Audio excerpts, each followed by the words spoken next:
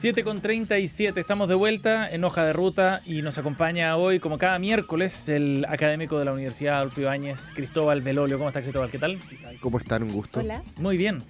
Nosotros cambiando la pauta sobre la marcha hoy día en una jornada noticiosa también a nivel internacional.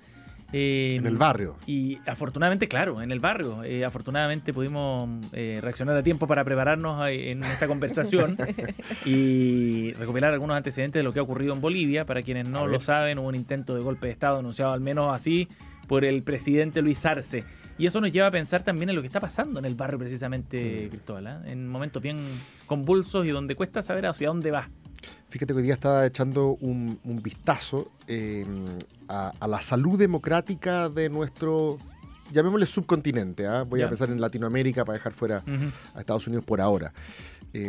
La salud democrática de nuestro continente ha ido siguiendo más o menos las mismas tendencias globales. Fuimos parte de lo que alguna vez el politólogo Samuel Huntington llamó la tercera ola de democratizaciones, ¿cierto?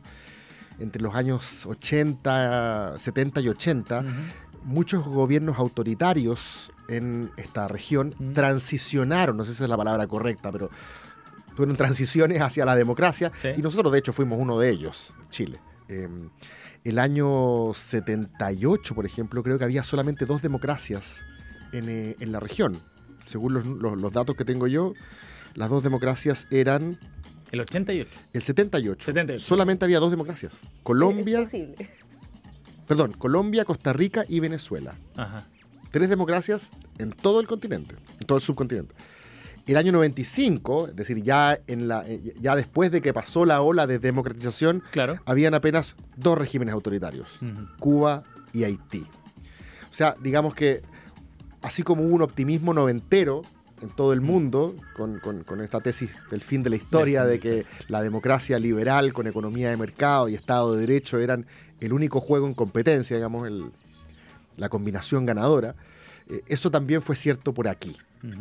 Ahora, es cierto, las transiciones a la democracia en Latinoamérica siempre fueron un poquito más frágiles, y eso se empezó a demostrar ya hacia finales de los 90, cuando se empezaron a producir procesos de erosión democrática por dentro, como el caso de Venezuela, donde gobernantes electos fueron socavando las instituciones por adentro. Dicen que las democracias ya no mueren como antes.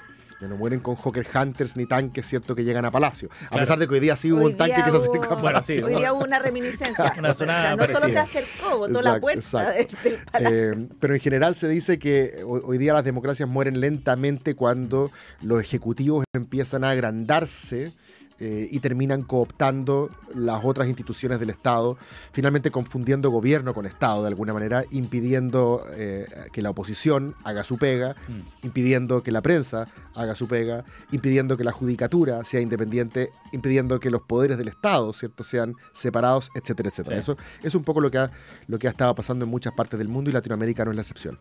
Pero si pasamos revista, Bolivia no está solo en este asunto. Perú tuvo un fallido autogolpe, ¿cierto?, hace poco. Pedro Castillo, ¿cierto? Y la presidenta actual, si no me equivoco, Dina Boluarte, asumió por una disposición constitucional, digamos, pero no ha sido electa. Si vamos un poco más arriba, bueno, sabemos lo que ha pasado en Ecuador, donde hubo una especie de estallido narco hace poco, y el año pasado mataron un candidato presidencial. En Argentina, muchos están pensando que Milei no llega al final del periodo, ¿cierto? Sí, una tesis que está O deseando. Y además ha tenido que gobernar a punta de decreto un poco por lo mismo, ¿cierto? Porque no tiene mayorías parlamentarias. Noboa, en Ecuador, también llegó gobernando a punta de decretos, bypaseando un pilar de la democracia representativa, que es la mediación y la deliberación parlamentaria, ¿cierto?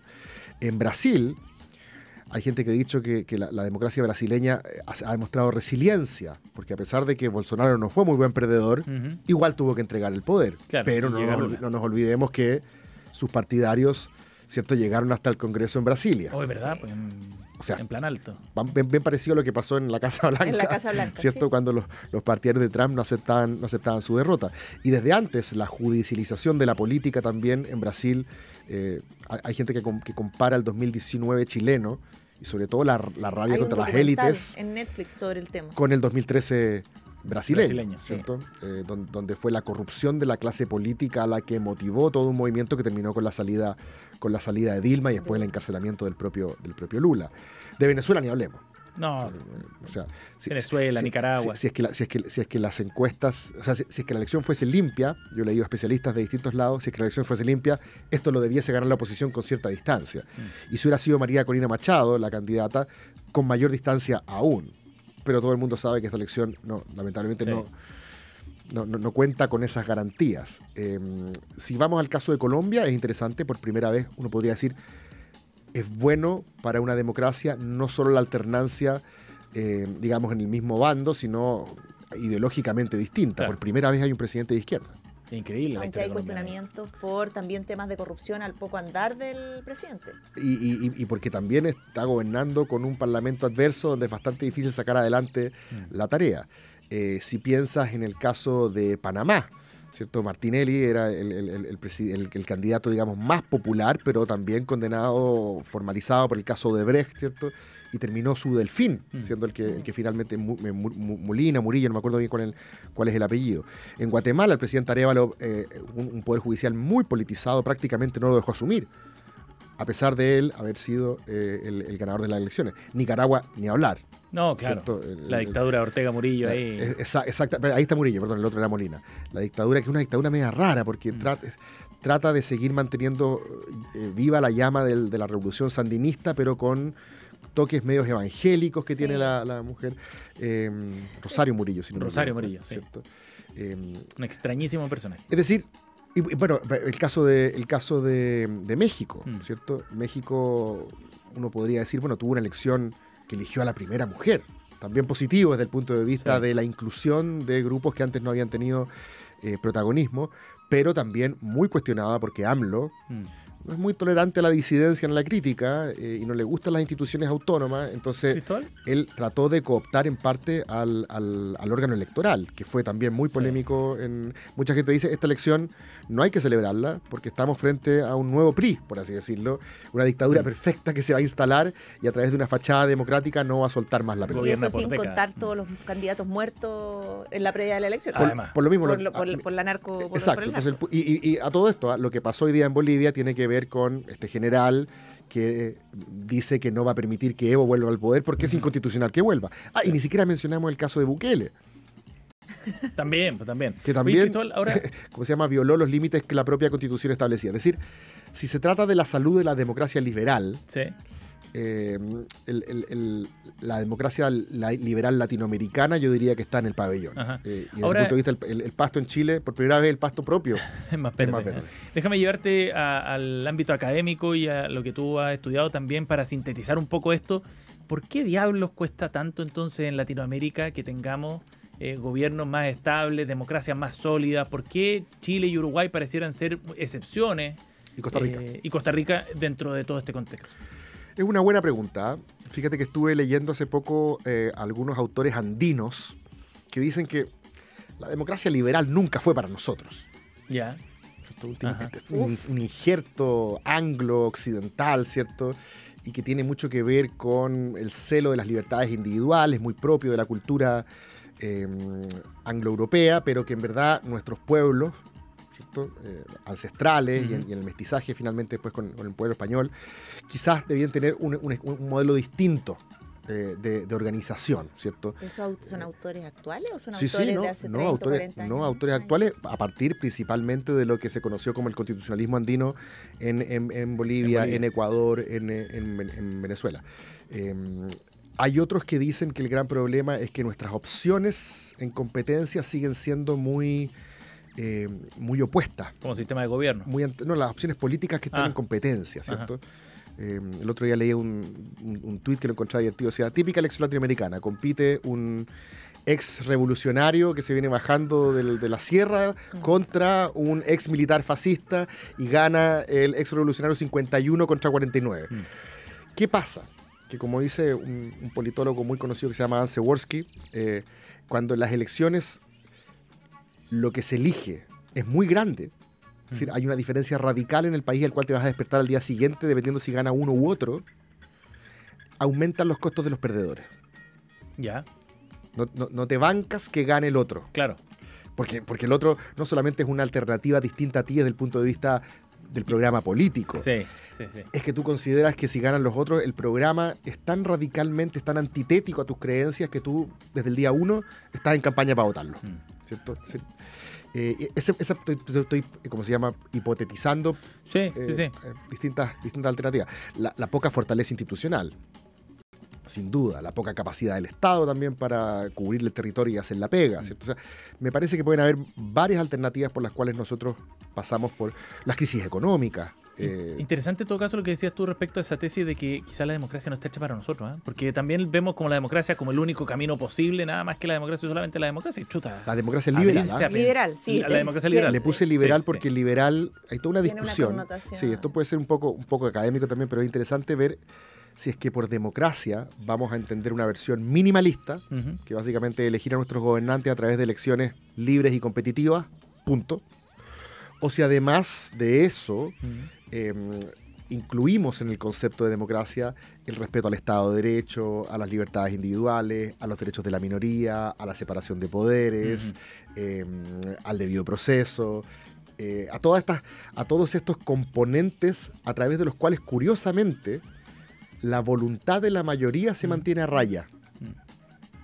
Un tribunal constitucional, un poder judicial independiente. Si te fijas, lo que hacen es de alguna manera decirle a la voracidad de la mayoría, tranquilo, hay cosas que ni el 50+1 puede avasallar. Puede ser, claro. Exacto. Esa es la gracia de la democracia liberal, con ese apellido. Está bueno. Entonces, estos autores andinos básicamente dicen que hay que explorar otras formas de democracia, pero dentro del paradigma de la soberanía popular, por cierto. Cristóbal, pero estamos conversando con Cristóbal Belolio en su columna de los días miércoles. Hay una mirada también respecto de, o una tendencia en Latinoamérica respecto de estos suertes de liderazgos mesiánicos. Sí. ¿Por qué te lo pregunto? Porque de hecho todo lo que se produce hoy día en Bolivia tiene algo que ver con lo que tú decías, que Evo quiere volver y que el general que hizo esta sonada golpista decía que en realidad no le correspondía volver porque constitucionalmente en Bolivia los presidentes solo tienen derecho a tener 2 periodos al mando del gobierno. Evo estuvo 4, si contamos el que no fue electo estuvo 5.